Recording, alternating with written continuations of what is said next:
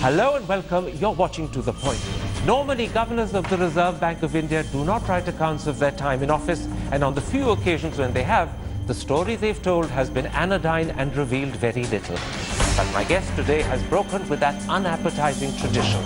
His book on his 5 years as governor of the RBI from 2008 to 2013 has riveting details of his clashes with the finance ministers of the time, the politics that determined how governors and deputy governors are appointed, and even proof of how finance ministers can, on occasion, undermine a governor's decision. The book is called Who Moved My Interest Rate, and its author, Duvvuri Subbarao, is my exclusive guest today. Dr. Subbarao, because the controversy over whether the present RBI Governor Raghuram Rajan would or would not get an extension was at the top of the news until very recently, let's start with the story of your own extension. It began on the 21st of July 2011, roughly 7 weeks before your first term was due to end, when you met the then Prime Minister Dr. Manmohan Singh. What did Dr. Manmohan Singh say to you? Well, it was, I called on the Prime Minister as part of the pre-policy discussion I had with the government, and I explained to him the macroeconomic scenario. He heard me out, and then he asked me, have you briefed the finance minister? And I said yes. Then he paused for a little while and said, has the finance minister spoken to you about your extension? I said no. Then he was silent for a couple of moments, and then he said, you know, you should serve your full 5-year term. You're doing quite well at the Reserve Bank. And that was more of a musing rather than a question. I kept quiet. Then after a moment, there was no further conversation. I got up to take leave of him. As I got up, he said, do let me know when the finance minister speaks to you. And that was the end of that conversation. In fact, thereafter, you didn't hear anything from the finance minister, though the Prime Minister's principal secretary, T.K.A. Nair, gave you at least 2 phone calls, and I believe he was actually checking up. I don't know what you mean by setting up, but he certainly was inquiring. Mr. Nair called me, yes, as you said twice, to ask if the finance minister had spoken, then he said, he also told me the Prime Minister wanted to know. And the second time he spoke to me, he sounded a bit puzzled about why there was no communication from the Finance Minister to me. But that was it. He spoke to me twice, and both times there was nothing further from my side to add to that. Now, in fact, as you write in your book, in the end you found out that you'd got an extension in a somewhat unusual way, and that too after your executive assistant alerted you. That is right, yes. I found out from the TV scroll that an extension was given to me, and I did not, first of all, I was not I was not sure whether that was speculation by a TV channel or an official announcement from the government.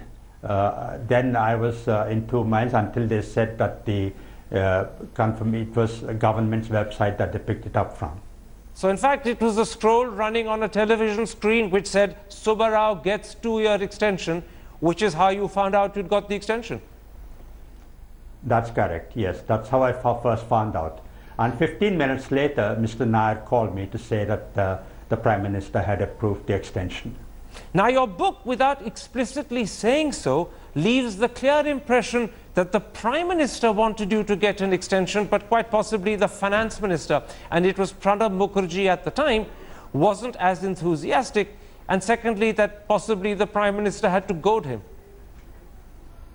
Well, that was the speculation. I also say in my book that this was more putting together all the events of that time rather than any definite news, but that's what it looked like to me, that it was the Prime Minister who took the initiative in getting my reappointment. Now, the second thing that's clear from your book is that the courtesy of formally offering you an extension was never really fulfilled by the Finance Minister of the time. Don't such courtesies matter in India, or do politicians take them rather lightly?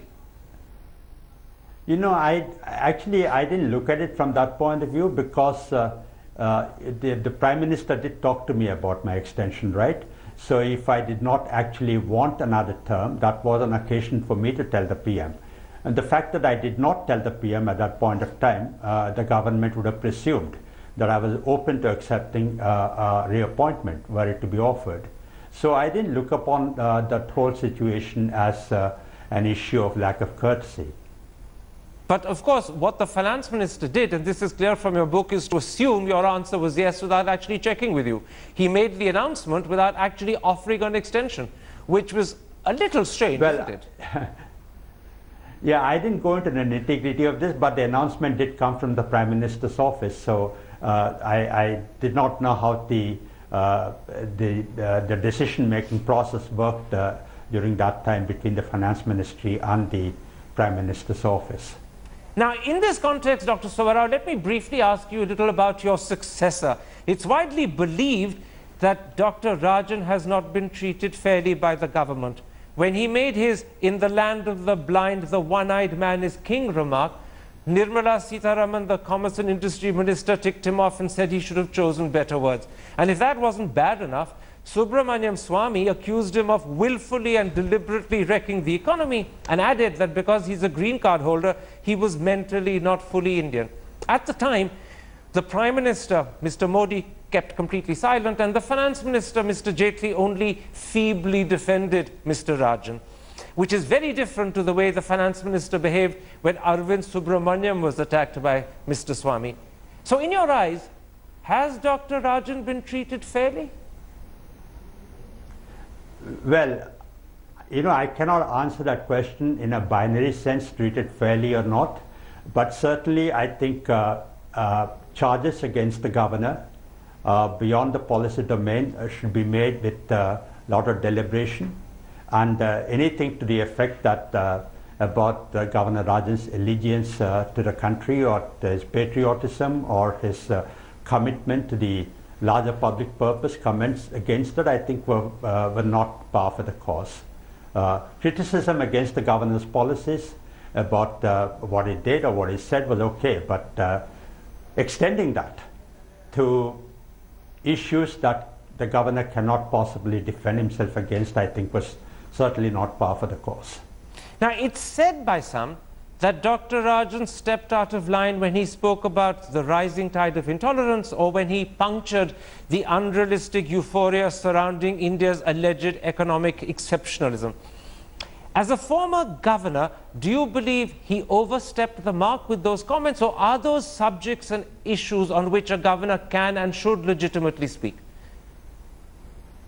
Well, governors do speak traditionally and normally about issues within the central bank domain, but there certainly have been instances where governors have spoken about issues beyond the domain. I don't believe there should be a code of conduct against the governor speaking on issues beyond the central bank domain. I think it's just okay if a governor decides to speak about them.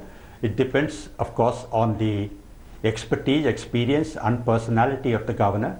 It also depends on the context in which he or she is speaking.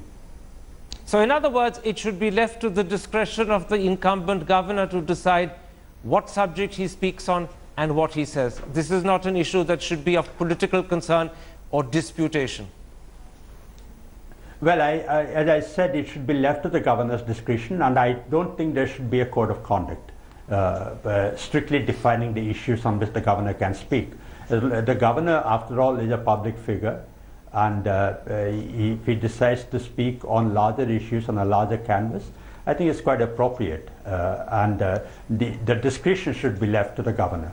Now, Dr. Rajan is leaving the RBI when Brexit has happened, when many people believe that the US Federal Reserve, either in October or December, could raise interest rates, and that could have an impact on fund flows to India. And thirdly, at a time when international investors must be increasingly conscious, if not worried, by developments in Kashmir. Is this a bad time to change governors? Well, it's not as if they're changing out of turn. Dr. Rajan was appointed for a 3-year term, and the 3 years is expiring on the 4th of September. So I don't think there was any calculation in that sense of changing the governor. It was determined by the calendar of the appointment. But do you think the risks on the horizon mean that this is a wrong moment and that perhaps extending a sitting governor might have been a wiser thing to do given the risks on the horizon?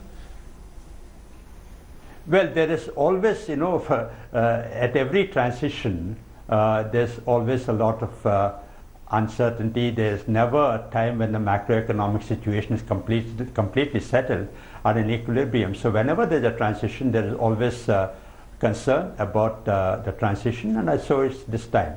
But I believe that the country can manage the transition quite well. Let's come back to your book, Dr. Subbarao. One of the themes is the relationship between the RBI governor and finance ministers. You write, and I'm quoting from your book, "I found that all through my tenure, the government was distinctly uncomfortable with the Reserve Bank raising interest rates and seemed convinced that monetary policy was choking growth." Before we come to specific instances of your differences with the finance ministers you served under, let me ask you a general question. Is it inherent in the relationship between the RBI governor and the finance minister that they will frequently or often differ, maybe even sometimes clash? Yes, to some extent I think you could say that, because the tension between the government and the central bank oftentimes comes in managing the tension between growth and inflation.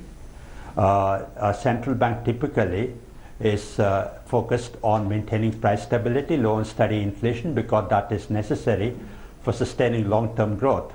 But in that process, sometimes there may be sacrifice of growth in the very short term. Governments, especially governments in democracies whose horizons are set by electoral cycles, who are subject to democratic compulsions, have little tolerance for that sacrifice of growth. So to some extent, you could say that the tension between governments and central banks is inherent in that relationship. It's not unique to India. Okay. It's not unique to today's times. Now, I suppose your biggest clash with a finance minister happened with Mr. Chidambaram in October 2012, when he publicly expressed displeasure at your decision not to cut interest rates. At the time, Mr. Chidambaram said, "If the government has to walk alone to face the challenge of growth, we will walk alone." It was quite clear that he was targeting you. Were you upset? What's the question? Are you asking, was I upset? No, I'm saying, were you upset when he made this public comment? Yes, I was upset. I was uncomfortable, certainly, yes. And you sensed that this was, in fact, something that should have been avoided? It was not right for the finance minister to have targeted the RBI governor in this public way? That's internally how I felt, certainly, yes. Now, less than a week after this statement, both you and Mr. Chidambaram were together in Mexico for a G20 meeting. The Indian ambassador hosted a dinner where Mr. Chidambaram greeted everyone, as you say in your book, pointedly ignored you. Last week, I interviewed Mr. Chidambaram. I asked him about this, and he said two things to me. First, that he had no recollection of this dinner or this occasion. And then, very pointedly, he added, nothing like that ever happened. Okay. Well, certainly there was a dinner. When I was writing this, I was in two minds really whether to write this, because it was my perception of what happened that evening. Perhaps Mr. Chidambaram did not ignore me. Perhaps he did not intend to ignore me. Perhaps it was my own perception that he ignored me. So I thought it was too subjective an issue to write about in the book, but in the end I decided to write about it. But there certainly was a dinner, but I grant Mr. Chidambaram, if he has no recall of it, that's fine. I have no issue with that. For the benefit of an audience that hasn't read your book as yet, can you describe what you think happened at that dinner?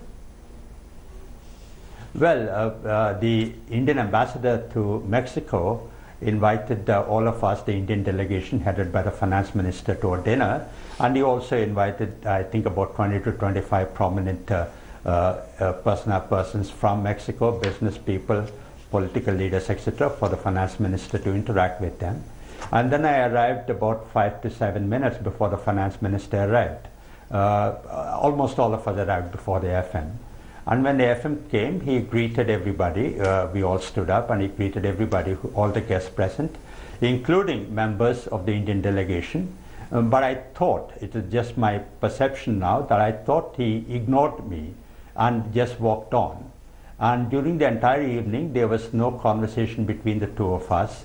And I got the impression that he was carrying on that unhappiness with me into this interaction between us in Mexico. Dr. Subbarao, as you recount that dinner, not only did the finance minister not come up and greet you, whereas he greeted everyone else, but he also seems not to have spoken to you at all during the evening. So I suspect that your impression is correct, because clearly your version of that dinner does make it seem as if you were singularly not spoken to, and deliberately so as well. Yeah, but you must also see, Karan, that was a sit-down dinner. No, first we had met informally, but after that it was a sit-down dinner, and the finance minister and I were sitting not in talking distance to each other. So, okay. As I said, it's quite possible that I'm carrying a perception, perhaps a misperception. But this is my recall of that evening. Now, 11 months later on, in September 2013, the day you stepped down as governor of the RBI, you in a sense gave Mr. Chidambaram your answer to his famous "if the government has to walk alone, it'll walk alone" statement. You said, and I'm quoting you, "I do hope Finance Minister Chidambaram will one day say, I'm often frustrated by the Reserve Bank, so frustrated that I want to go for a walk even if I have to walk alone. But thank God the Reserve Bank exists." This answer got you a standing ovation from the audience hearing your speech. But do you have any idea how Mr. Chidambaram took it? Well, I have no idea, because I had not met him for a few weeks after that. But he was gracious enough to give me a farewell about 6 or 7 weeks after I demitted, sometime in late October. It was a very small dinner, a small lunch actually, with the Governor Rajan present and a few people from the Reserve Bank and a few senior officers from the Ministry of Finance. And at that lunch, he presented me a book on Indian dancing. Indian dances, actually classical dances. And he did make a remark about, I do hope, something to the effect that I do hope you're enjoying your walks alone, or something like that. So we sort of learned to live with that. And I think our relationship was not impaired by that professional disagreement. Now, Dr. Subbarao, the worst part of your disagreements, both with Mr. Chidambaram and Mr. Mukherjee, the two finance ministers you served under, is that your book suggests there was a price to pay. On two separate occasions, people you recommended for reappointment as deputy governors were not reappointed. First, this happened to Usha Thorat, and then to Subir Gokaran. And your comment is, there's a price to pay for not falling in line. Do you really believe that these two people were not extended as deputy governors because of some desire to retaliate or take revenge? Yes, to some extent, not exactly in as strong words as you put it, but certainly it was a consequence of the Reserve Bank asserting its position on certain difficult, contentious issues, certainly, yes. Now, you write about the Thorat and Gokaran experience with the following words. I'm quoting you. "A healthy convention should be to defer to the governor's recommendation on the appointment of deputy governors. That privilege was denied to me." Last week, when I interviewed Mr. Chidambaram, he said it's the government's prerogative to appoint who it wants as deputy governor, and the government is not bound to accept or follow the governor's advice. Yes, I completely agree with him. I agree that it is the government's prerogative. But what I'm taking issues with is how the prerogative is exercised. After all, the governor is the head of the institution, and I think he should have the, if not the privilege, at least the opportunity of selecting his team. And if there is an incumbent deputy governor, I thought that the finance ministry and the finance minister should defer to the judgment of the deputy governor unless there is something egregiously wrong with the person being under consideration. So I agree with Mr. Chidambaram that it is the government's prerogative. Where I disagree with him is how the prerogative is exercised. Just let's take the case of the cabinet, for example, the union cabinet. The Prime Minister decides who is in the cabinet. It's the President who appoints a cabinet minister, but it's the Prime Minister who decides, right? Similarly, I think the governor's recommendation should carry a lot of weight, especially when the case under consideration is reappointment of an incumbent. Now, in fact, in that interview last week, Mr. Chidambaram went one step further. He accused you, if the word accused is right, of selective memory. He says you don't acknowledge that you recommended H.R. Khan, a deputy governor, for an extension, and Mr. Khan was given one. And therefore, there are occasions, Mr. Chidambaram says, when your recommendation was honored, but there are other occasions when the government differed with you and chose not to agree. But you don't mention this in your book. Sure, I have no disagreement. Absolutely, absolutely. I have no disagreement with that. I write in the book itself that, right? I said that the government gave an extension to Shyamala Gopinath, Deputy Governor, on my recommendation. So I admit that the government did accede to my recommendation certain times. But that makes it even more arbitrary, does it not? That sometimes they defer to the governor, sometimes they do not. So I'm not denying that on occasion the government did defer to the governor's recommendation, but on occasion they did not. And you're saying that it ought to be that if there is no egregious reason not to give the sitting deputy governor extension, then the governor's recommendation should be honored and accepted every time. Yes, at least as far as the incumbent deputy governor is concerned.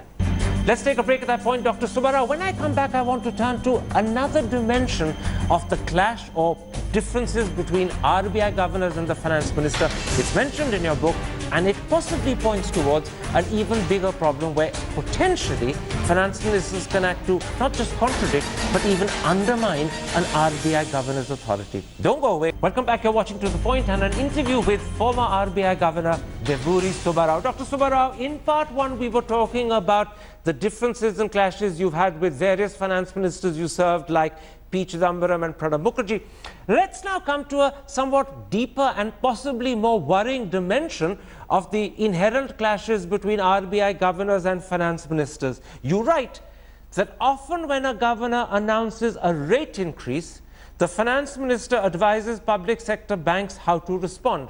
Your exact words are, it had almost become a standard practice for the finance minister to call a meeting of the public sector bank chiefs following each monetary policy review of the Reserve Bank and advise them not to raise their lending rates even if the Reserve Bank had tightened the policy rate. As I read that, this is not just contradicting the RBI, it's tantamount to undermining the RBI governor. Yes, to some extent, depending on how you, regardless of how you describe it, whether it's contradicting or undermining, certainly it did not help that the finance minister and the finance ministry called the chiefs of public sector banks and advised them how to respond to the Reserve Bank's policy initiatives. Certainly, as the owner of public sector banks, the government does have a say in the response of the banks to the Reserve Bank's policy moves, but that responsibility, that right, should be exercised through the board of the concerned public sector banks than through a meeting between the finance minister and the chiefs of public sector banks. Now, in this context of our discussion about the relationship between the RBI governor and the finance minister, which, as I said, is a major theme in your book, there's a particular sentence in your book which struck me as very important. Here's the sentence. The logic of why the Reserve Bank should compromise its judgment so as to become a cheerleader for the economy never appealed to me. Clearly, finance ministers are looking for that sort of governor. What would happen if they succeed in finding a cheerleader? Well, if they do indeed find a governor who would compromise his professional judgment to accede to the government's point of view all the time, then I think that will undermine macroeconomic management. But it's never happened before, and it's unlikely to happen in the future. So I think that's putting up a strong man. Now, I don't think that will happen. It's reassuring to hear you say past 80 years has not happened. It's reassuring to hear you say you don't think it will happen. We are days, possibly just a couple of weeks away from the naming of the new RBI governor. What would be your advice to him as regards this tricky and sometimes awkward relationship with the finance minister? It's quite presumptuous on my part to give advice to an unknown future governor through the medium of a TV talk show. But since you asked so pointedly, I would say that keep an open mind, listen to everyone, listen to the government, appreciate their sensitivities and appreciate the government's concerns. But do take a decision, keep your own counsel, do take a decision based on what you believe is in the best larger public interest. Now, one of the suggestions that he might have to tackle as soon as he gets appointed is the argument that the country should use its reserves, which are somewhat in excess of $350 billion, to recapitalize banks. Is that a good idea in your view? Mm-hmm. No, certainly not. You're talking about the reserves that the RBI maintains as part of its balance sheet, not the foreign exchange reserves. Yes, utilizing those reserves for recapitalizing banks is certainly very, very inadvisable. So your advice would be don't take up that suggestion of recapitalizing banks by using the country's foreign exchange reserves. Not foreign exchange reserves, these are reserve funds that the RBI maintains. The Reserve Bank generates a surplus as part of its operations. Sure. Operations both within the GSEC market and the foreign exchange market. Out of that surplus, a certain amount is appropriated into reserve funds that the Reserve Bank maintains in order to cushion itself against business losses as well as variations in the exchange rates and the price of gold. Now, how much is appropriated into those reserve funds is not arbitrary. It's determined on the basis of an advice by a technical committee. Now, you must also recognize that the more that is kept away in the reserves, the less there is for the Reserve Bank to transfer to the government. Sure. The less that is kept away in the reserves, the more there is for transfer to the government.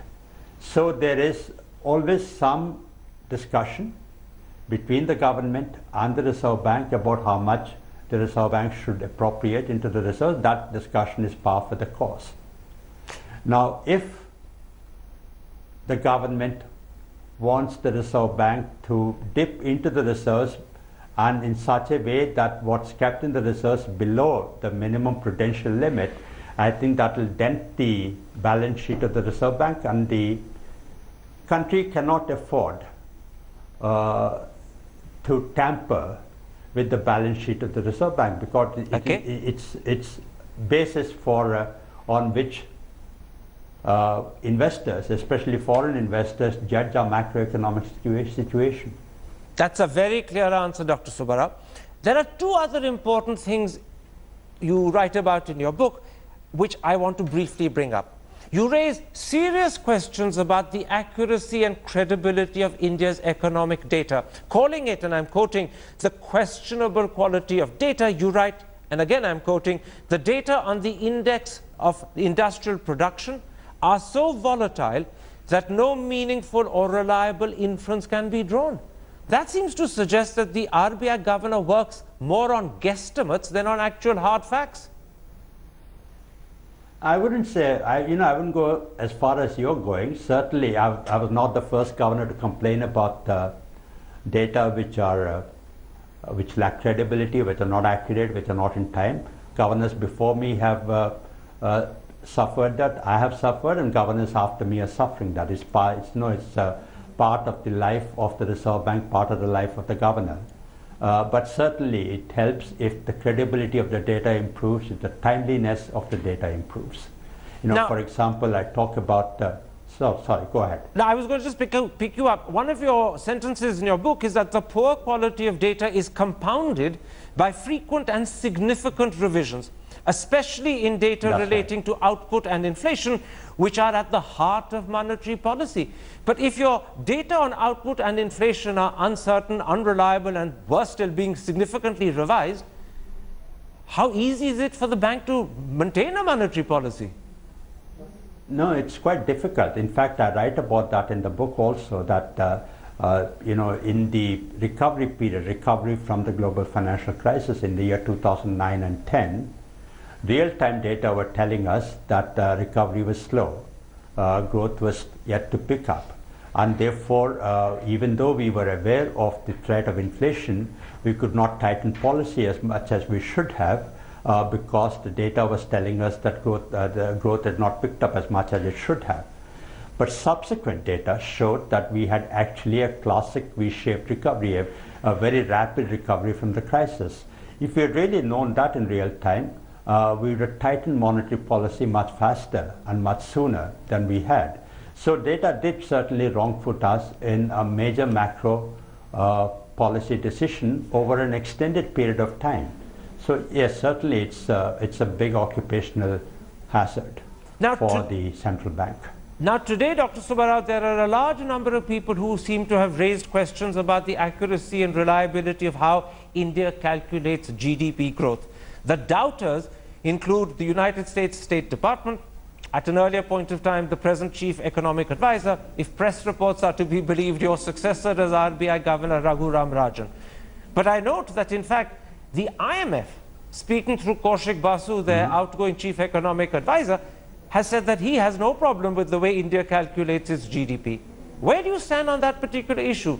Do you have doubts or are you satisfied? I'm a bit wary of joining the debate because I've not studied the data very carefully. I've not dirtied my hands. I've only seen reports of analysts about the disconnect between the headline GDP growth numbers and the more frequent data that comes in regarding corporate earnings, regarding exports, regarding automobile sales, regarding credit growth. So there is a disconnect between the headline growth rate and the data that make up this growth number. So certainly there is lack of credibility there, and as we discussed a short while ago, it makes macroeconomic management, particularly making monetary policy more challenging. Is this lack of credibility, as you call it, something that needs to be urgently addressed? Excuse me? Is this lack of credibility, as you call it, something that needs to be urgently addressed? I should think so, and I believe they're addressing it. Just because we don't know, we can't assume that nobody is applying his mind to it. I'm sure that in the statistics department, in the CSO, they are applying their mind to this, most certainly. Now, Dr. Subbarao, your book reveals that the major reforms announcements made by Raghuram Rajan the day he took over, such as opening the foreign exchange window for oil companies or allowing banks to raise tier 2 bonds from the overseas market and swapping them with the RBI, were actually decisions that were taken in your time, but you deliberately allowed Dr. Rajan to announce them rather than do so yourself. Why did you make that decision?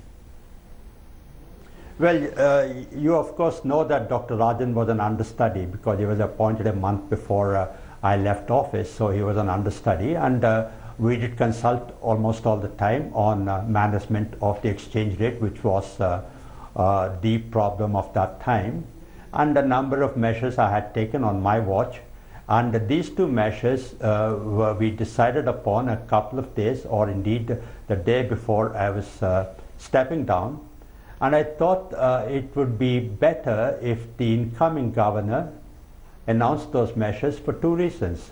First, because of the formidable reputation of Dr. Rajan, and second, because if the market sees that the incoming governor had announced his measures, they will also see him as having ownership over those measures. So I thought that would be a good thing for the management of the exchange rate, and that's why I deferred to him. But in the process, Dr. Subbarao, you denied yourself the credit that then went to Dr. Rajan, because he got a lot of praise for that announcement, which could have been yours. No, I don't think so. You know, my book is not an attempt to apportion credit. I think Dr. Rajan deserves all the credit for the success of the exchange rate management issue at that time. So I don't think we should raise that issue. Now, Dr. Subbarao, my last question. In the introduction, I pointed out that usually in India, Reserve Bank governors don't write books, and when they do, they tend to be rather anodyne and reveal very little. Yours, on the other hand, has been very open, honest, and revealing. It has even created one or two small controversies. Let me end by asking you, why did you write this book? Well, I've written in the author's note, Karan, why I wrote that book. Two motivations. First, this book is not an attempt to defend my record, establish my legacy, or to reshape the narrative of that time. I wanted to communicate honestly, to the best of my ability, the dilemmas, the challenges that the governor of the Reserve Bank goes through, especially during crisis times, which is what I was faced with. That was the first motivation. I thought communicating that would add to enhancing the understanding of the Reserve Bank, particularly of the job of the governor. The second motivation for writing the book was to demystify the Reserve Bank, because the Reserve Bank makes major decisions on the macroeconomy, and those decisions have an impact on the everyday lives of people. But most people don't understand the connection between what the Reserve Bank does and what happens to their finances and their well-being. So I thought demystifying the Reserve Bank is an important thing, so that people understand, and hopefully they'll hold the Reserve Bank accountable for results. Dr. Subbarao, a pleasure speaking to you. Thank you very much for this interview. Thank you very much. Thanks for this opportunity. I appreciate it.